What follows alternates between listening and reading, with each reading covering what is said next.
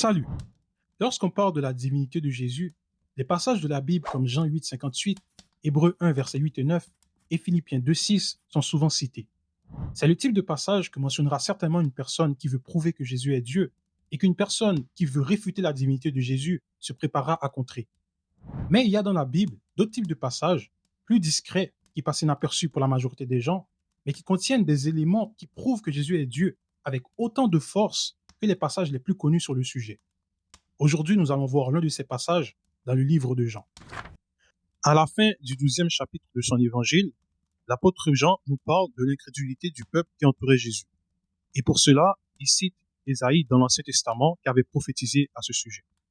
Malgré tant de miracles qu'il avait faits en leur présence, ils ne croyaient pas en lui, afin que s'accomplisse la parole qu'Ésaïe le prophète a prononcée. Seigneur, qui a cru à notre prédication? Et à qui le bras du Seigneur a-t-il été révélé?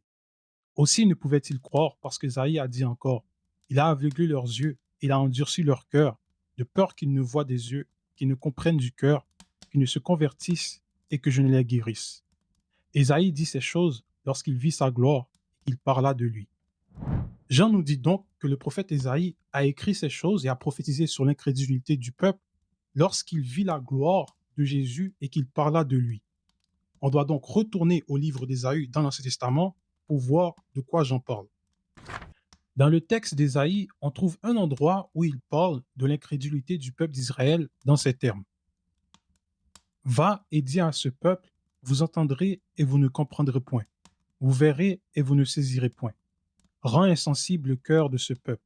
Endurcis ses oreilles et bouche-lui les yeux, pour qu'il ne voie point de ses yeux, n'entende point de ses oreilles, ne comprenne point de son cœur, ne se convertisse point et ne soit point guéri.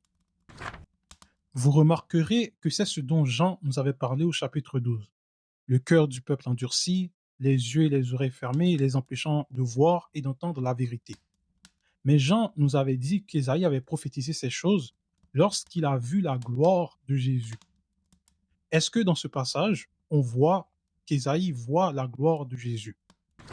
Effectivement, en regardant le contexte d'Ésaïe 6, en retournant au début, on peut voir qu'Ésaïe fait cette prophétie dans le contexte d'une vision durant laquelle il voit la gloire de quelqu'un. Mais le problème, c'est que cette personne n'est pas appelée Jésus dans la vision. Il n'est pas appelé le Christ non plus, ni même un homme. De qui s'agit-il donc? L'année de la mort du roi Osias, je vis le Seigneur assis sur un trône très élevé, et les pans de sa robe remplissaient le temple. Les séraphins se tenaient au-dessus de lui. Ils criaient l'un à l'autre et disaient, Saint, Saint, Saint est l'Éternel des armées. Toute la terre est pleine de sa gloire. Est-ce que vous voyez où je veux en venir? Dans Jean 12, on nous dit qu'Ésaïe prophétise ces choses au sujet de l'endurcissement d'Israël pendant une vision où il vit la gloire de Jésus. Et lorsqu'on retourne dans le livre d'Ésaïe pour trouver la référence, on y trouve un endroit où il prophétise ces choses dans le contexte d'une vision, où il voit la gloire d'une personne, mais cette personne n'est nul autre que Dieu lui-même. Qu'est-ce que cela veut dire donc? Cela veut dire que Jésus est Dieu. C'est ce qu'enseigne clairement la Bible ici. Jésus est le Seigneur assis sur le trône, celui qu'Ésaïe vit. Il est l'Éternel au sujet duquel les êtres crient « Saint, Saint, Saint est l'Éternel des armées. Toute la terre est pleine de sa gloire. »